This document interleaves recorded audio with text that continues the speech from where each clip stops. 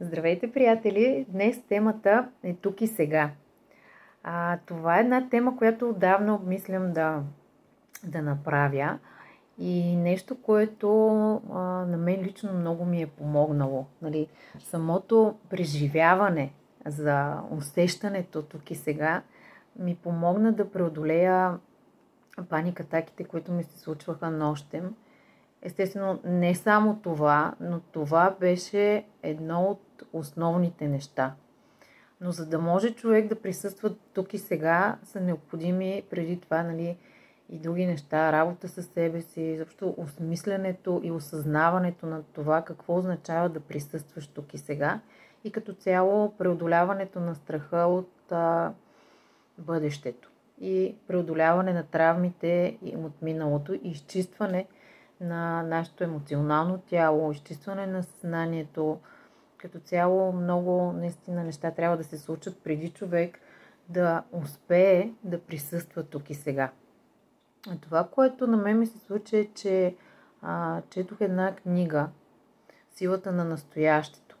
Тя е на Екхарт Толе и в нея по много различни начини се говори за едно и също. Реално за това как да бъдем тук и сега, да присъстваме в настоящето и реално какво се случва с нас.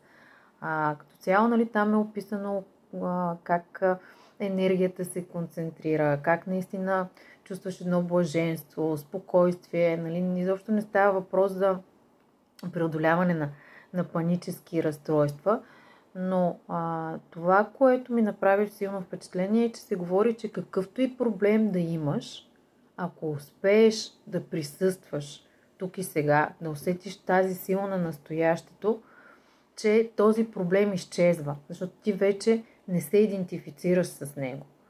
Това е наистина голямата сила на това присъствие тук и сега. Това, което направих аз е да започна да наблюдавам какво се случва. Нали? Така беше и описано в книгата, такъв беше и съвета, когато се случва, нали, нещо с теб, което искаш да преодолееш, просто наблюдавай. И това направих и аз. Започнах да наблюдавам, като в началото беше изключително трудно, защото последното нещо, което човек иска да направи, е да бъде безучастен и да не вземе някакви мерки, нали, реално да не стане, да не се опита да се бори с проблема, да пие някакви лекарства или да ходи в бърза помощ, защото си мисли, че умира или полудява или че нещо лошо ще се случи. Нали, като цяло иска да повлияе по някакъв начин на ситуацията и това усещане в него да спре. Но аз повярвах в книгата. Знаех и отпреди това, нали, какъв е смисъл, каква е логиката, защо се, нали, обяснява, че ако успеем да стоим тук и сега, е възможно да преодолеем наистина много неща. И започнах да го правя това нещо. В началото беше трудно, както ви казвам, малко по малко започна да става все по-лесно и в един момент наистина просто спряха да ми се случват тези неприятни паникатаки нощем, защото когато се разграничиш от проблема, когато го наблюдаваш, ти реално казваш: аз не съм това, аз не съм този проблем, аз съм много повече от това. И когато не се идентифицираш с него, ти не му даваш от силата си, ти не позволяваш на проблема да обземе цялото ти същество. И концентрираш цялата тази енергия в настоящето.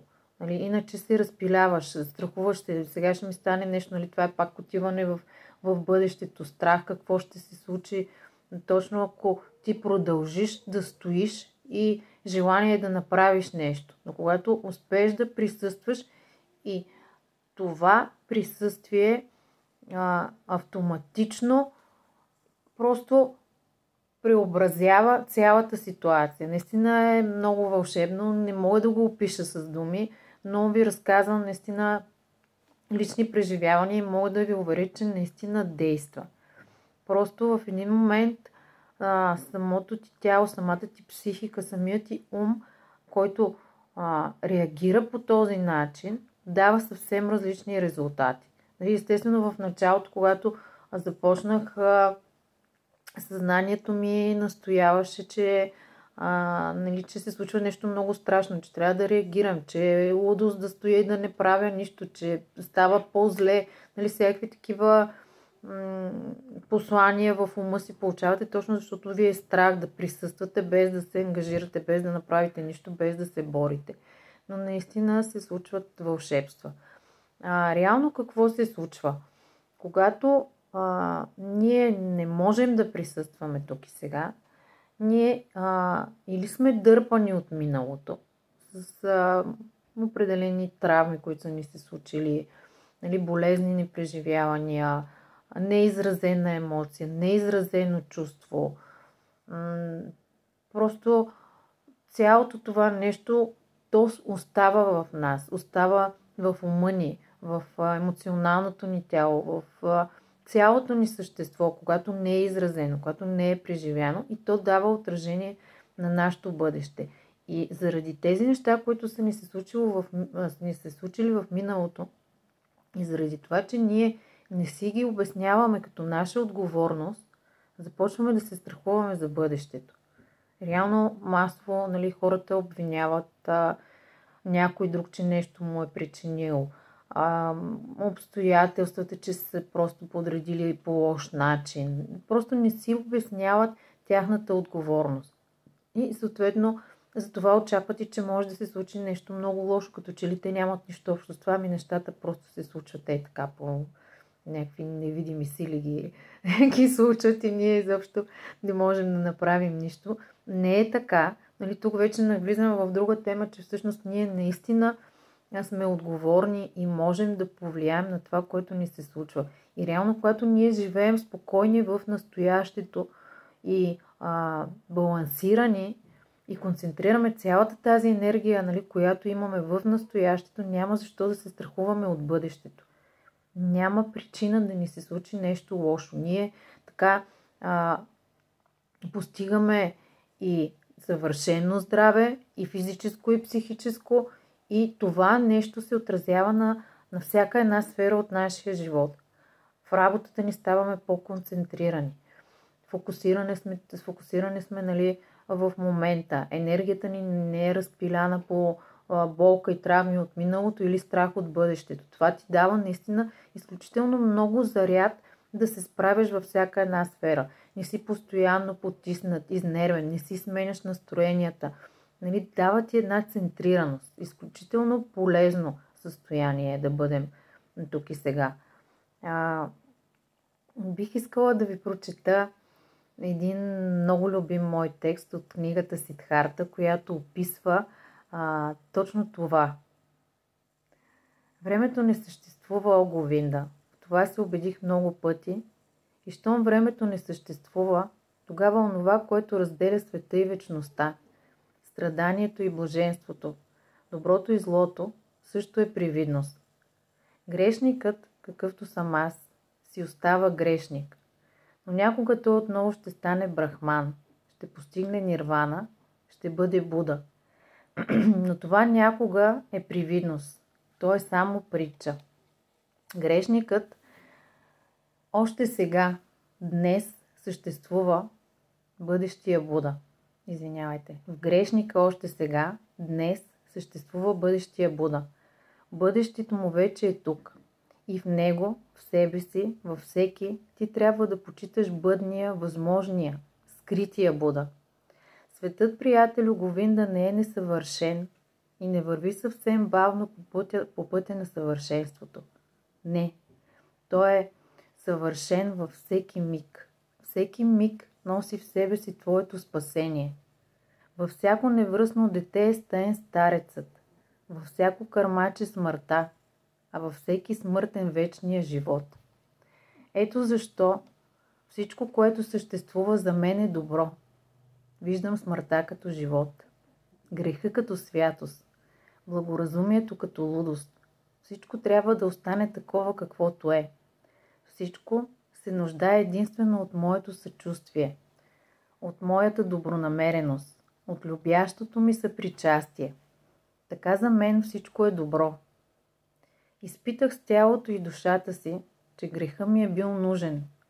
Нужно ми бе сладострастието, стремежа към богатства, суетата, позорното разочарование, за да науча, за да се съпротивлявам, за да мога да обичам света, за да престана да го сравнявам с измисления от мен свят, с измисления от мен образ на съвършенството, а да го оставя такъв, какъвто е и да го обичам. Мисля, че самият текст няма нужда от анализ. Изключително красиви думи на писателя. Херман Хесе се казва. Просто умее наистина да изразява истината по много красив начин. И мисля да завърша с тези думи, да носа ви докоснали и да ви окуража и да ви кажа, възможно е. Тук и сега е възможно да присъствате и да постигнете това усещане за вечната ви същност, което ще ви даде изключителен заряд и вярва в себе си и в всичко красиво, всичко добро и не само. Нали? Като цяло ще видите съвсем по различен начин реалността. Няма да виждате нищо като лошо, нищо като несъвършено. Ще усетите, че всичко, което съществува, е добро и всичко, което ни се случва, е за добро. Всяко едно състояние, всяка една болест, психическа, физическа, тя идва да ви каже нещо. Слушайте, наблюдавайте и разберете какво се случва с вас. Наистина е възможно. Щом аз успях и вие ще успеете. Аз не съм с нещо по-различно от вас. Да, много съм търсила, много съм чела, нали, много опит имам, много неща са ми се случили, но аз съм човешко същество, както сте и вие. Така че пожелавам ви успех от сърце. Може би е добре да продължа темата, но гледам, нали, да не правя прекалено дълги видеа, така че очаквайте продължение, защото има какво още да ви кажа. Обичам ви, успех!